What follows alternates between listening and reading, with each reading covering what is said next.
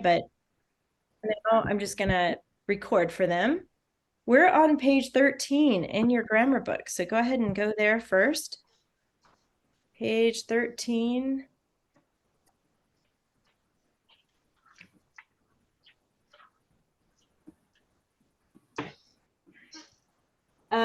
And we're talking about adjectives today to start off. You guys probably already know what those are, but basically they describe a noun.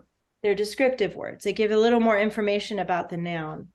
And so it tells which kind or which one, what kind, how many, or whose. And if you look on the side of the page here in the margin, they list the questions here. So if you ever forget, like, how do I know if it's an adjective? Well, look at the word, and if you can answer one of these questions about it, which one, what kind, how many, and whose, then that's going to tell you it's an adjective. So it's a little test that you can do here.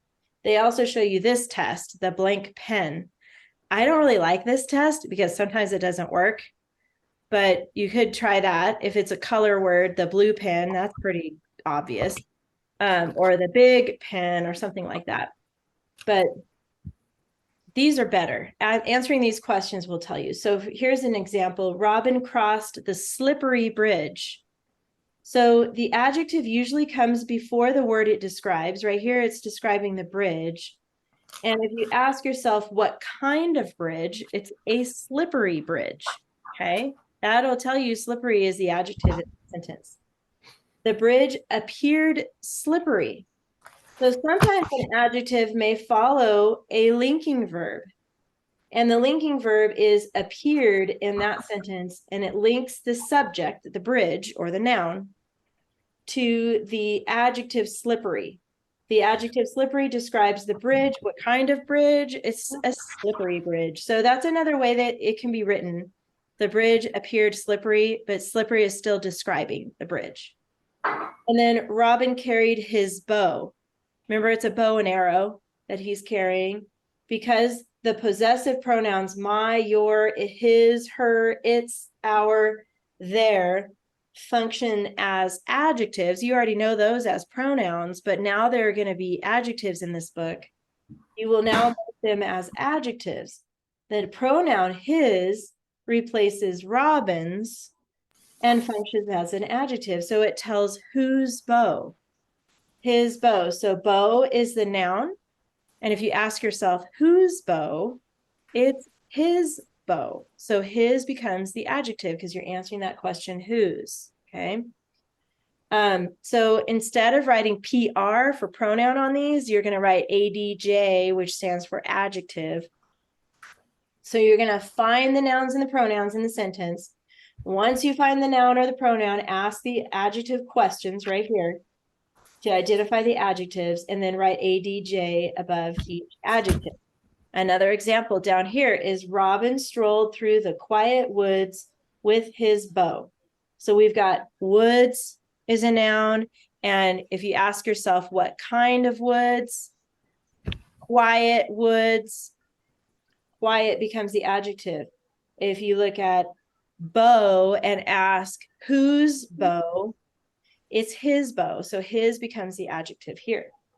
The next example, Robin's skill in archery was famous.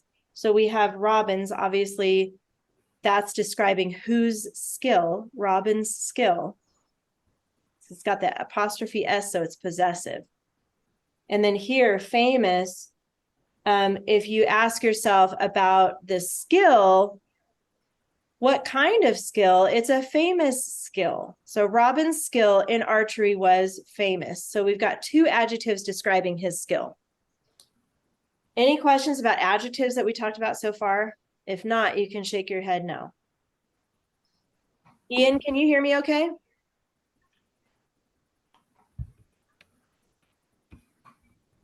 Ian, can you hear me?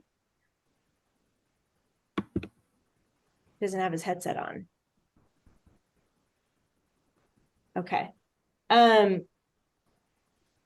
Next, we're going to talk about capitalization.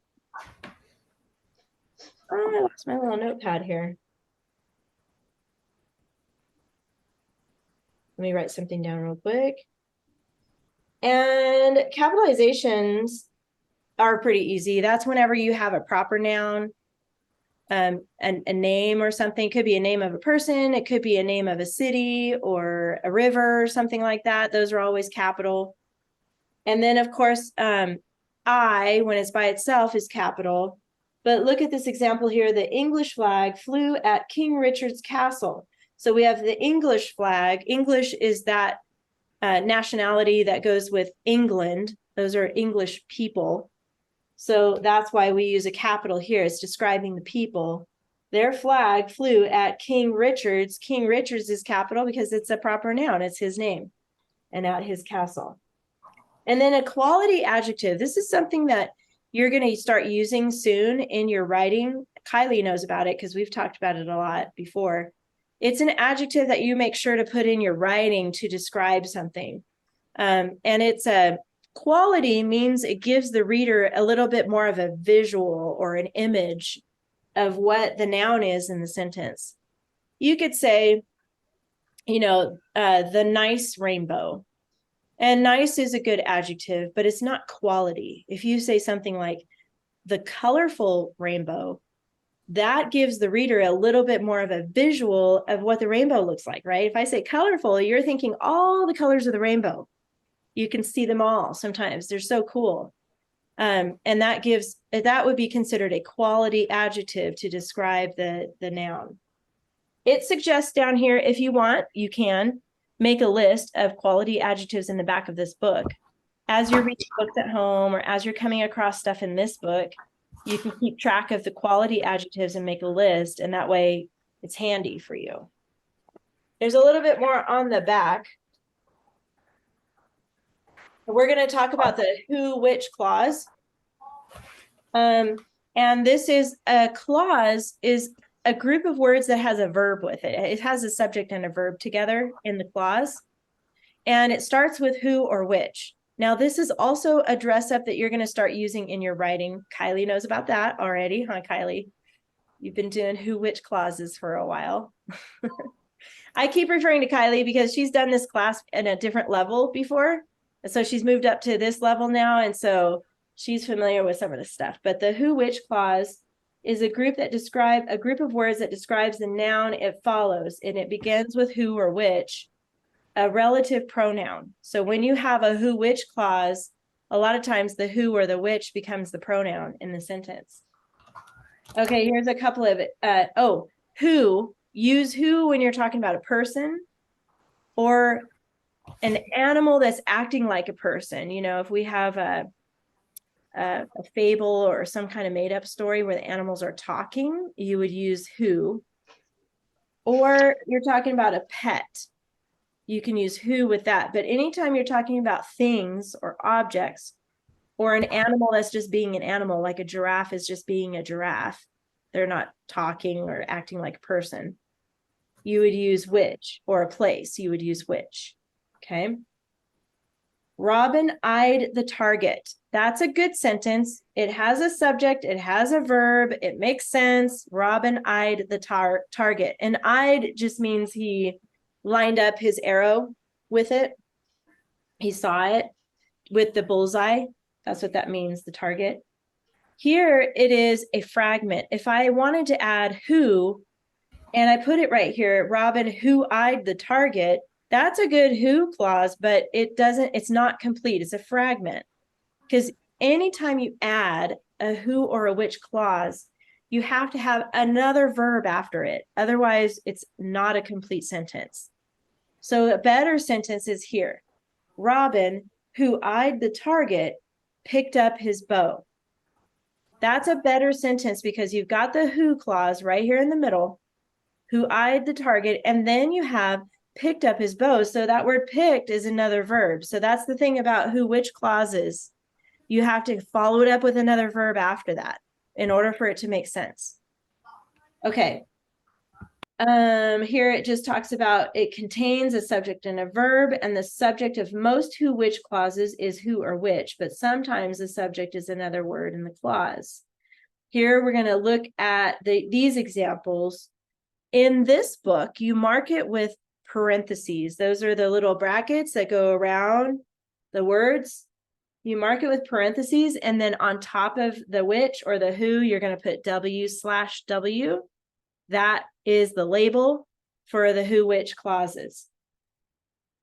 And then you're also going to write above the subject an S, subject, and then a V above the verb in the clause. So here we have, Robin thought about the contest, which he hoped to win. So which he hoped to win is the who, which clause, and it has a subject and a verb inside of it. Now, notice in this one, there's not a verb after it. It actually came before it, because you have to have, remember I said earlier, you have to have at least two verbs in the sentence if you're using a who, which clause. So the other verb is here, thought. Robin thought about the contest, which he hoped to win. So you've got hoped and thought. It has to have two if you're using a who, which clause. Here's another example. The men who worked for the king could not be trusted. So you've got your who, which right here in the parentheses. Subject is who this time, and the verb is worked. And then back here, could not be trusted. Be is actually a verb. So you've got your second verb on this side. So it could be either before the clause or after the clause, but it has to have that second verb somewhere in it to make sense. I know that was a lot of information, and these might be new to you, but that's okay. We're going to do a lot of these, and you'll start seeing the pattern, and then it'll get easier for you. So don't worry if you're a little confused. That's okay. Just let it be okay. There are a couple of comma rules here when you're talking about a who, which clause. Place commas around the who, which clause if it is non-essential. Now, non-essential just means you don't have to have it to make the sentence make sense. You can take it out and it's still a good sentence. If it is essential, you do not use a comma. That means if you need the who, which to make the sentence make sense, then you don't use a comma. And the way I remember that is if I don't need it for it to make sense, if it's non-essential, I put a comma. It's like I'm cutting a piece of the cake, but I'm not taking it out. I'm just putting a cut in there with a comma. In case I want to take it out, I can. Okay, that's how I remember it. I don't know why that helps me, but if it helps you, that's great. So if it's non-essential, if you don't need it, put a comma.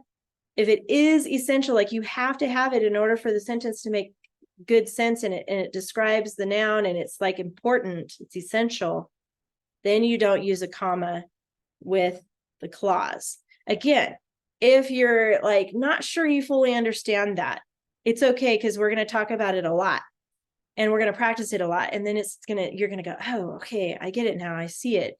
So just hang in there with me, okay?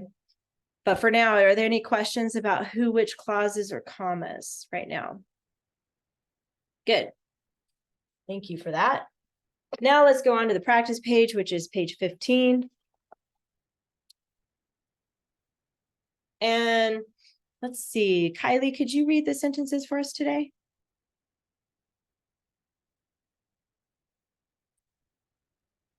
Oops, you're muted. I can't hear you. There you go. Sorry. That's Robin whistled and thought about the contest, which would be entertaining. He wasn't worried about the other archers. There you go. The other archers. Very good. The vocabulary word is entertaining. Does anybody know what entertaining means? What does it mean, Kylie? It means like it's funny, or like it draws people in. Good. It draws people in. I like how you said that. And it's funny sometimes. So like it could be a movie or a show or some kind of concert. It could be entertaining, or even a football game. It's interesting to watch. Okay, so let's put a check mark by vocabulary. Ian, I see what you have on your screen there, and I need you to turn your camera on I know you're pretending right now. I know you're not connecting because the Zoom doesn't do that.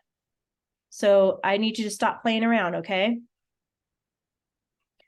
All right, so the articles up here at the top are a, and the. Go ahead and write those in next to articles. And Ian, I want to see you working. I want to see you have your pencil in your hand, and I want to see you were writing this stuff down. I don't have the book. Okay, so then you need to get a lined piece of paper and copy this down on a lined piece of paper, okay? So go ahead and do that.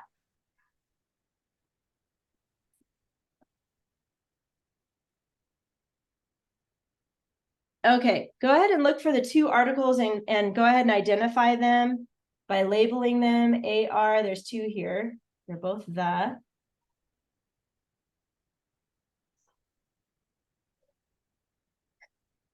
And then we need to find three nouns. So Ian, go ahead and help us find three nouns in the sentence. They're person, place, or thing.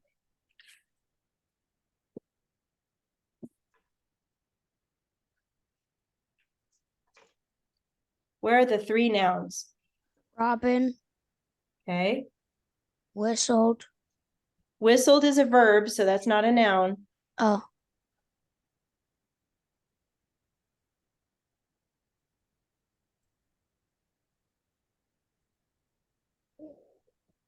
Worried. Nope, that's an adjective. Archers. Yes, archers is one, and then there's one more. It comes after one of the words, because anytime you have an article before it, you know a noun is coming. Other. Not other. Look at the other the up here.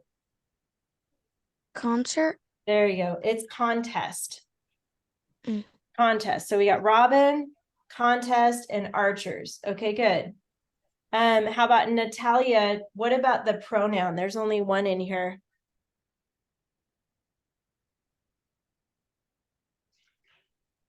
I think we talked about those last week. So there are words that take the place of a noun. I wasn't here last week. Oh, okay. So it's pronouns are words like he and she and it or they, those types of words that take the place of a noun. Do you see one of those in there? Yeah, he. Good. He is correct. Don't forget, if you miss a week, that's okay. I understand. And you can always watch the video that I record. So then you're not lost. You can stay up with what we're doing. Since that one was so short, how about Natalia, help me find the adjectives. Those are the words that describe the nouns. What adjectives do you see here?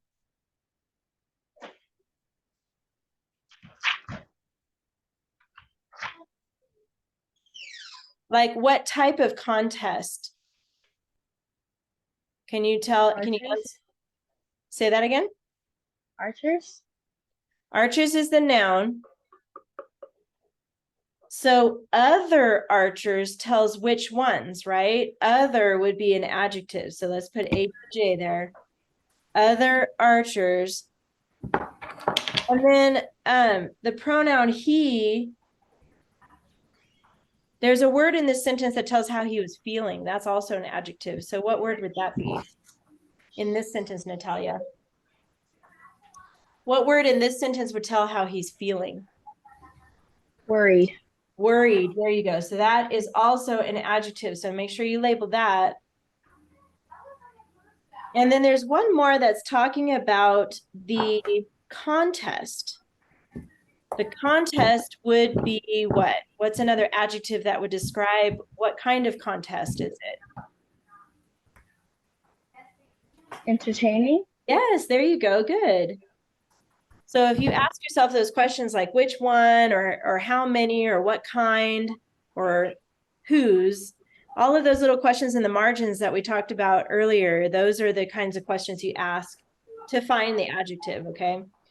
And then the coordinating conjunctions, that was also something we talked about. You know, Kylie. Okay, I'm going to ask you in just a second. But No, I mean the pronouns. I have a question. Oh, Can I okay. read the prepositional phrases? You want to do those? Mhm. Okay, I'll let you do those. I'll do the coordinating conjunction ones. Do you guys, I know that Natalia wasn't here last week, but we talked about fanboys. Go ahead and write fanboys in here. Fanboys.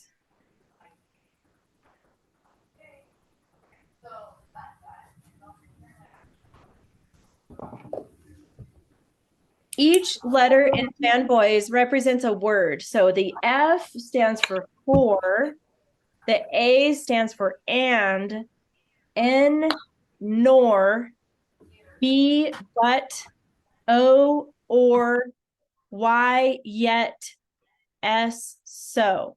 So for, and, nor, but, or, yet, so. Those are the coordinating conjunctions. Fanboys just helps you remember that. So Ian, do you see one of those words in the sentences that I just said?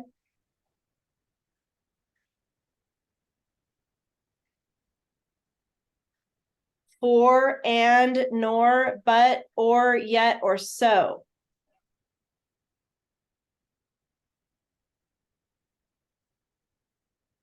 Okay, we have and right here. That's called a coordinating conjunction, okay? I want everybody over here on this side to write fanboys like this.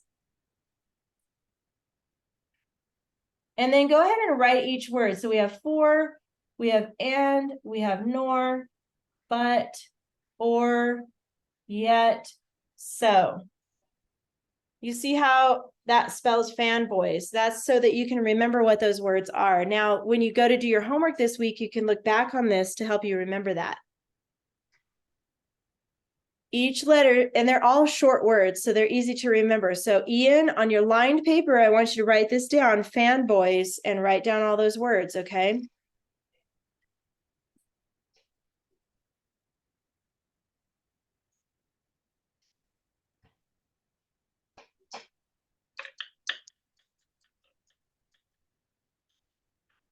Okay.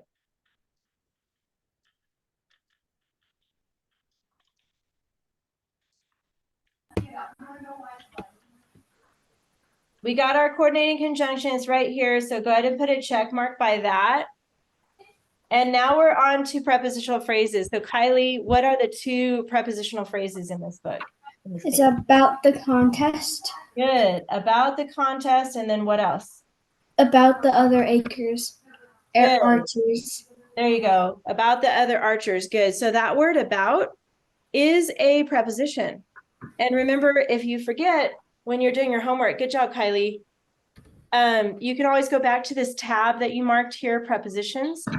That will help you identify what they are. And then the prepositional phrase always starts with a preposition, and then it goes all the way to a noun, and it stops there. That's why we stopped on contest, and that's why we stopped on archers. That word about is a preposition. So about the contest is the phrase, and about the other archers is the other phrase. Good job. Now, got that. Now, the who, which clause. So, Ian, do you see who or which in these sentences? Yes. So it starts there. We're going to put parentheses around it. So it starts here with which. But where do you think the phrase ends, or I mean the clause? So you're looking for a group of words. Which, where do we stop that clause? Go ahead and say it, Ian, if you know. Entertaining. Yes, good. So which would be entertaining? That's the whole clause. Very good. So we need to label it with a W/W. So go ahead, Ian, on your paper that you wrote your sentence down on, make sure you label these things. Okay. All right, so we got that. Now we're down to subject and verb pairs. So the easiest way to do this is to look for the verbs first. So I'm going to have Natalia, you mentioned one earlier. Where are the verbs or the action words in this sentence? Where are the what? The verbs. Where are the verbs?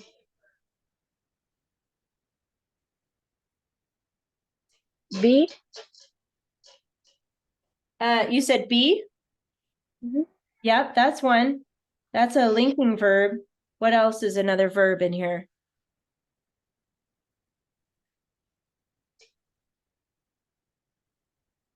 Entertaining. We already labeled that an adjective, so it can't be a verb too. On the top line, there's two that are action verbs. Do you see those? Yeah. Okay, what are they? Whistled and thought. Good. Whistled and thought. And then we have would be. That actually is a verb too. They go together. Would be. They're helping verbs that go with entertaining. And then there's another verb in this last sentence here.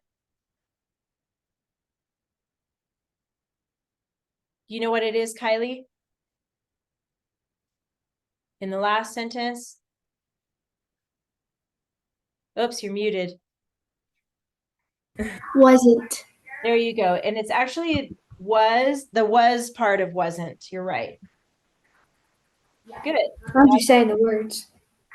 Yeah. Now we're going to find the subject. So Kylie, you can help me with that. So if you're looking at the verbs here, and Natalia, you were right, whistled and thought. If you ask yourself who whistled and thought, Kylie, who's the subject in the sentence? Robin. Good. So put an S above the N. That's the only time you label it with two things is when you're finding the subject. That's one. And then Kylie, inside the which clause, where's the subject for that? Which. Yep. That's also a subject is which. I know that sounds weird, but that's the way it is in these clauses. And then the last sentence, who's the subject in the last sentence? He. Good. Excellent. Now we finished the subject verb pairs. We have some capitals. So Ian, what words need a capital letter? There's only two.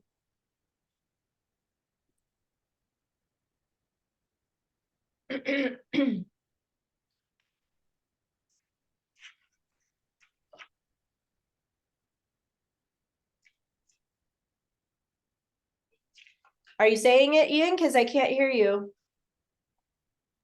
Sorry, I was muted. That's okay. What two words need capitals? Is that Yeah. what you said? Yes, I did. Robin, Good. he, Good. So put the three little lines under there. Good. And then there's a comma that we need to fix. And sometimes that means we take out a comma or we put in a comma. And it's right here after whistled. Because you're only listing two verbs right here, you do not need a comma between two items in a sentence. So go ahead and do a little squiggly line like that to take out that comma. So it should just say Robin whistled and thought about the contest. We also need an end mark. So Natalia, what should we put at the very end of this sentence here?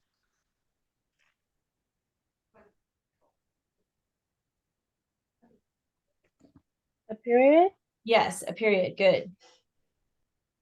And the last thing to fix is the apostrophe. Where does that go, Kylie?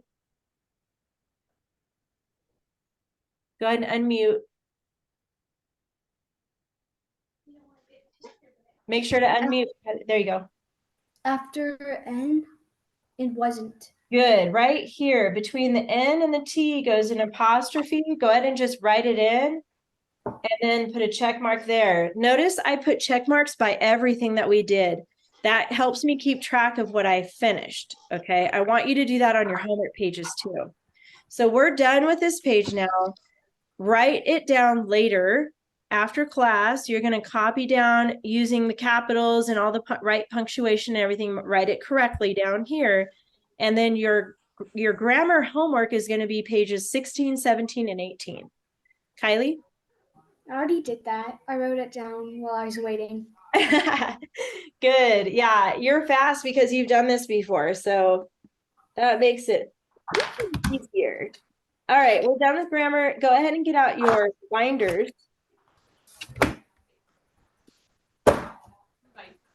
And we're going to organize a little bit with your binder. I know, Ian, you don't have yours yet. Natalia, do you have your binder? Yeah. Okay, good. The first I thing have we're a going to binder. do. Oh, you do? You just don't have the grammar book yet? Is that the problem? Yeah. Oh, I see. In the front pocket here, at the very front of the binder, you should have week 1. This is what we've been working on this week. The blue ringed octopus. So I want you to get out everything for week 1 that you've been working on. The blue ringed octopus original article, the carnivorous plants one, and the yellow page, and then your keyword outlines that you worked on. Okay. Take all of that out. And now we're finished with week 1. So all of these are going to go behind a new tab. If you look on the back here, you'll see a Excuse me? tab that says, yeah, you have a question? Were you supposed to write down the paragraph? No. Okay. Yeah, no, you were I was supposed to. watching videos and I wasn't sure. Yeah, because we started with just retelling the story with verbally with your parents. Okay. That's all for this one. But now we're going to start writing after this. But Wait, Thank you. are we done with the blue ringed octopus? we're done with the blue ringed octopus. So see the tab that says finished compositions in your binder. It looks like this. I didn't get all of number 2 done. Oh, okay. Then if you still need to work on it, you want to keep it at the front of your binder. Okay. There's like 4 and 5 that I need to do. Okay. Then you should keep it out. If you're not done with it yet, then go ahead and keep it in the front of your binder. And Natalia, did you get to finish yours? Yes. Okay, good.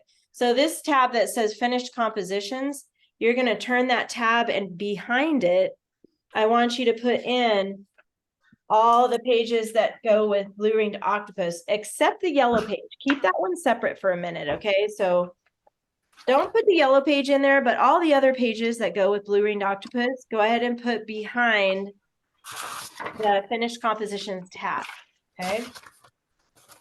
All of that should go in the back. Does that mean the card? Oh, hold on. Never mind. Yeah, all So of it. just where? Oh, right here. Your keyword outline, and then all of the papers that went with it, except for the yellow one. Don't put that one away yet. Keep that separate. That's yellow Where's the page 15. carnivorous. Carnivorous plants. Yep, put that one back there too. Yep. We didn't do carnivorous plants though. We ran out of time for that, but that's okay. We're going to still move on to week 2. So it's okay. Still put it behind finished compositions. Okay. This is all of week 1. Except this yellow one. Don't put that one away yet. Okay. Hang on to that for a second. Once you got week 1 put away behind finished compositions, give me a thumbs up so I know you're ready.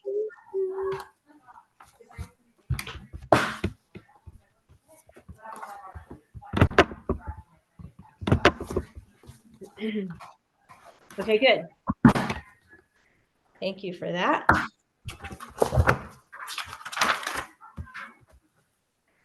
Ian, did you get it put away? Not yet. Oh, you're keeping yours Okay. out though, because yeah, you're going to work on it later. But okay, now go back here to a couple tabs back and look for the one that says model charts and outlines. Do you see that tab? Yeah. Go ahead and turn that tab, and behind it, I want you to put this yellow page 15. It goes there behind model charts and outlines. Okay, that's there. And then close your rings. So that yellow page goes behind model charts and outlines.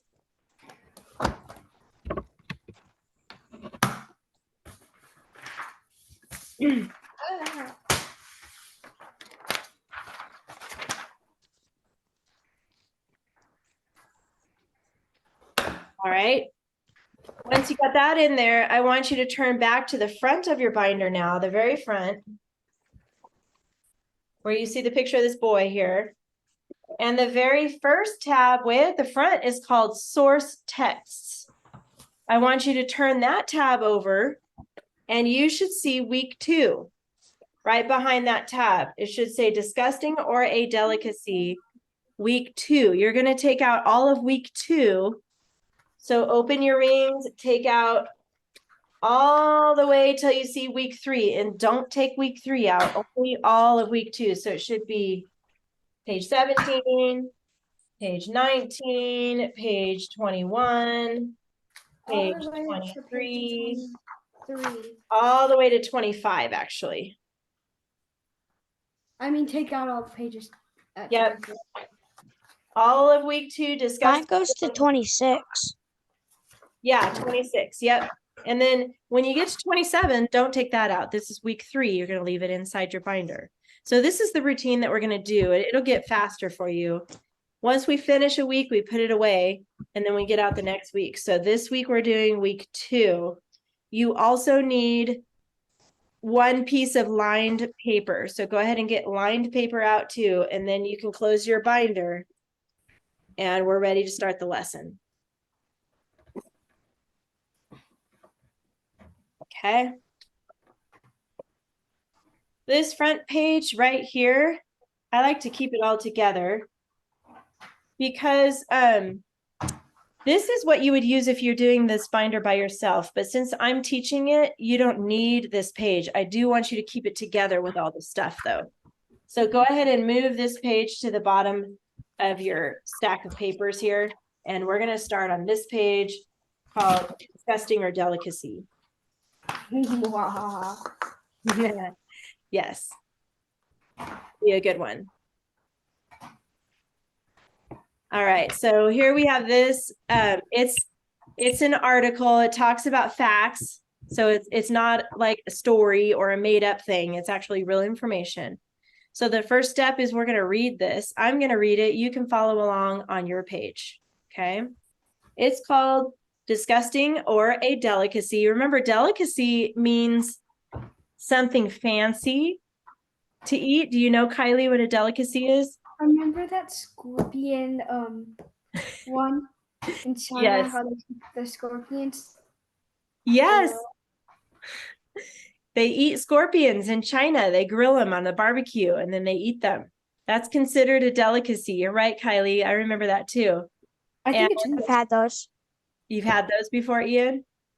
I've also eaten like fried tarantulas. You have. Okay, so those are called delicacies. Did you like them? I'm out of here. Right? I know. No, thank you. Not for me. It was Yeah. weird because now I love tarantulas. That's really interesting. I don't know what to say about that. I want to have one as a pet now. Oh man. It's like I ate one, now I want to have one. Okay, if you say so. I've eaten a mealworm and a scorpion and a lollipop. Oh yeah, I've seen the scorpions inside the lollipop before. Yeah, that's My kind of mom licked the mealworm and then she promised that she'll eat it. Then she licked it and she's like, "Oh, I licked it. We're good now. I don't have to eat it." And my dad ate it. Oh my gosh, of course. Huh? Your dad's like, what's the problem? I can eat this. That's funny. Yeah, I'm not a big fan of these things, so you guys enjoy. You tell me all about it, but so Tasted like chocolate. oh weird. That's weird. So At this least to me. disgusting Escargot. delicacy. So that's a good question. We're going to decide. To me, I can already tell you it's probably disgusting, but some of you might think it actually is a delicacy, which means you like it. But here it says, most of us stick to common foods like chicken or beef, cheese, vegetables, and fruits. Raw fish, Japanese style, that's like sushi, right, is now available in malls and airports of North America. In some countries, however, you may find even more unusual items prepared as food. A Cambodian specialty is tarantula fried in garlic oil. There you go, Ian. If you go to Cambodia, Oh yeah, you'll be at home there. so good. A food seller in China may offer grilled black scorpion on a stick. I've had that. A South Korean delicacy is raw octopus. I've had So- that too. So fresh that its arms are still squirming on the plate. Have you had that where it's still moving on the plate? I don't think so. You've had it fried probably, huh? Yeah. They're not moving anymore. They're dead. So, but Also had escargot. oh yeah, You know what I've that had is? escargot. I think I my do. mom. It's Right. snails. I've I had don't that. know. I actually liked that. That was weird. I didn't think I would, but it was okay. That tasted pretty good, actually. That's the only thing I've had that's weird, though. Escamoles are fried ant larvae, a rare Mexican dish with a nutty flavor. Has anybody had ant larvae before? I No. thought of it. Yeah, if you go to Mexico, you can probably find that at the grocery store and try it. No, thank you. Ant larva is like their eggs, right? Ant eggs. So it's probably really tiny, but when you put a bunch of them together. Yeah, I know. Sorry, Kylie, it's grossing you out. You can even buy chocolate covered silkworms from Thailand. That's not so bad. Maybe the chocolate would take over the flavor, but I don't know. Worms? I don't think I could do it. I So could. My friend from Thailand brought me some over, and they were you've had kinda those good. too? Wow. You're pretty daring, Ian. So don't complain next time you're served eggplant or even sashimi. It's nothing compared to fried dung beetle or grilled seahorse. Ew. Okay, do you know what that word dung means? You guys know what dung is? What is it, Kylie? Dung, Sounds disgusting. it's poop. Seriously, dung is poop. I'm not kidding you. Dung beetle is a beetle that eats poop. That's so gross. And they eat these beetles. No, thank you. Sorry if That's you're how you get sick. a coli. That's how you get a coli. Right? I know. You could it seems like that would not be safe to eat, but or grilled seahorse. I don't know about that. Those are so cute though. I don't want to eat those, the seahorse. But some countries do. They eat those. It's not so cute anymore. Not so cute anymore. It's like All right. cats are cute. China eats cats. Oh yeah, they do. All right. My On your line piece of paper, go ahead and put your name here at the top left next to the red line. Put your name there. Whoops. I just Let's see. I accidentally hold on. Okay, there we go. Yes. My friend was talking about one of the restaurants. If you you looked at the fridge because they served cat. You could see a lot of cat heads in their fridge. Oh my gosh. No, thank you. I don't want to ever have cat. No, me either. I have a cat. Yeah. I don't have a cat, but I don't want to eat a cat. I know that. They're so cute. I know. That would be sad. How would people eat a pet? I don't know. All right, Although- go ahead and write this down. Your name and date go up here at the top, right here. And then you're going to skip a line and write disgusting or a delicacy. That's the name of our article today. Go ahead and write that down in the middle somewhere. And then right underneath it, put KWO. Who knows? I know Kylie knows. Let's see if somebody else knows. Ian or Natalia, do you remember what KWO stands for? The first word is key. Okay, what is it, Kylie? What's KWO? Keyword something. Yeah, you're close. Go ahead, Kylie. Keyword outline. Keyword outline. Keyword outline. KWO. Are you writing this down, Ian? Okay, good. Underneath that, skip a line, and you're going to put Roman numeral 1. This is for your outline. And then under that, you're going to write 1 through 8. So go ahead and write that down.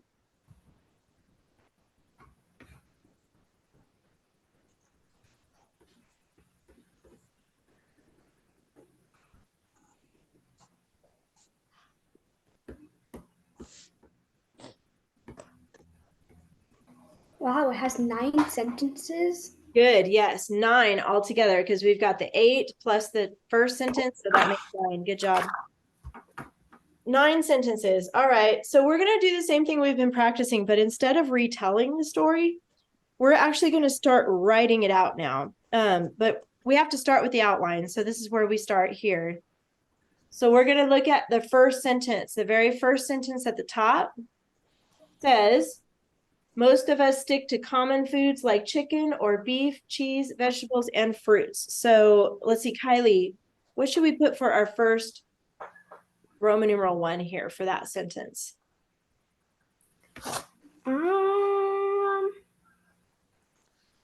Most. Okay. Let's talk about it before we start writing it though. Most, and then what else? Like stick. Okay.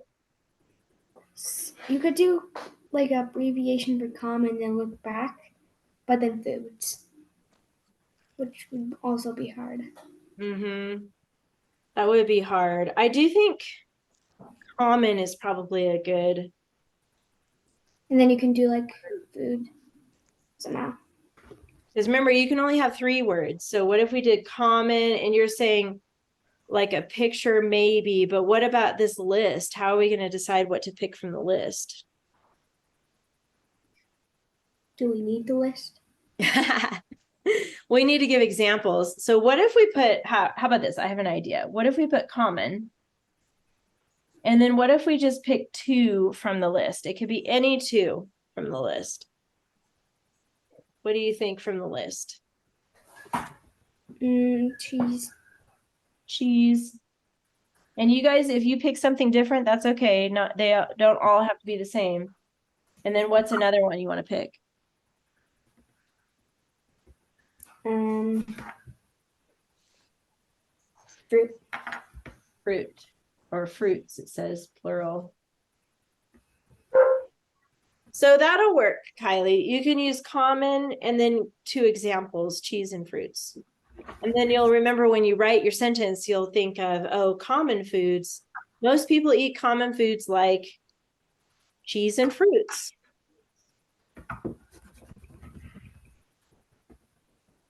All right.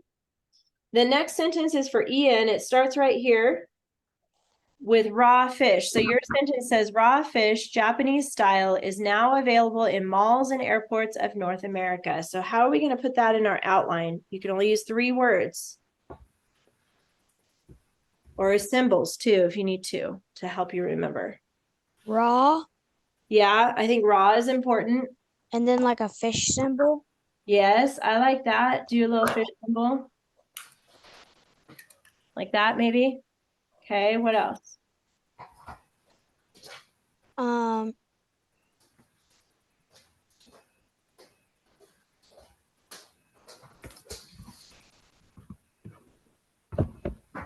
uh,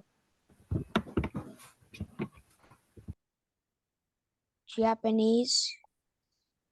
Japanese. Before we write that though, let's make sure we have all that we need here. What else is a keyword? Japanese is a good one. America. America, yeah. What about malls and airports? I feel like that's kind of important.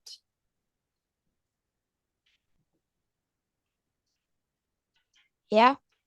Okay, what if we put raw fish and what if we did malls, airports, and then we could do like USA for North America? Then we don't have to count that. You like that idea? Yeah, okay, let's put malls and airports and then USA. That's an abbreviation, so we don't have to count that. And I know Japanese is an important word, but I don't know if we really need it because we're talking more about the food, not really about the nationality. So, but like I said, everybody's outline can be different. So if you would rather use the word Japanese, that's okay. You can, instead of one of these other words. All right, so now we're going to move on to Natalia. Your sentence is right here. In some countries, however, you may find even more unusual items prepared as food. What can we put for our outline on that one? Countries. Okay, countries. I like that. What else?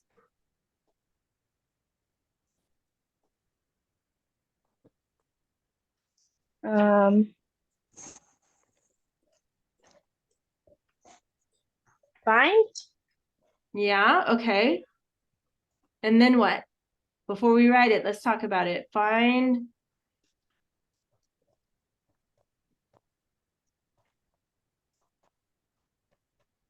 And or maybe instead of find, unusual, Yeah, I think unusual would be good. and then food. Okay, let's do that. Good. I like how you thought that through, Natalia. That was really good. All right, we have time for one more. So Kylie, the next sentence, yours is a, Wait. oh yeah? Instead of food, could you put like a picture of a food and then you could pick another word? Yes, you could, Ian. If you want to do that, yes, you can. That's a good idea. You can make yours different than mine. That's okay if you want to do that. Good question. This is for Kylie. Cambodian specialty is tarantula fried in garlic oil. Sorry, you get the gross one. So how can we put that in here? Cambodian Okay. tarantula, and then fried. Yeah.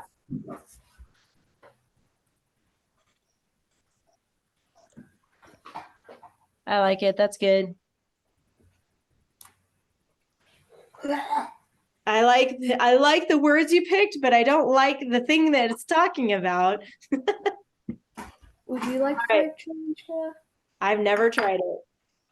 I don't plan to. I don't even want to. All right. So here's your Instead, you homework should for try writing. it. We'll just take your word for it, Ian. I don't think we need to try it.